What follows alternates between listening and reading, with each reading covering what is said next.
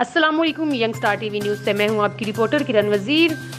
आलाबाद city कसूर में अल शरीफ foundation Pakistan और टीम सरेआम के तहत जश्न आज़ादी के हवाले से खसूसी तकरीब का इनेकाद किया गया, जिसमें सैकड़ों लोगों ने शिरकत करके जश्न आज़ादी की तकरीब को चार चांद लगा दिए। पाकिस्तान की इस पुरवकार तकरीब का इनेकाद सिविल सोसाइटी टीम और अल शरीफ फाउंडेशन पाकिस्तान ने मिलकर किया।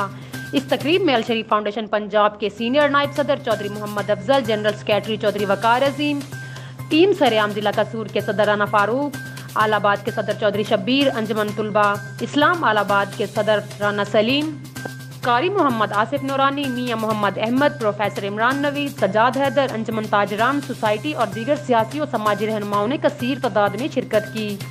इसी के साथ अपनी होस्ट किरण वजीर को दीजिए इजाजत। अल्लाह हाफिज और हर लम्हा बाखबर रहने के लिए देखते रहिए यंग स्टार टीवी न्यूज़।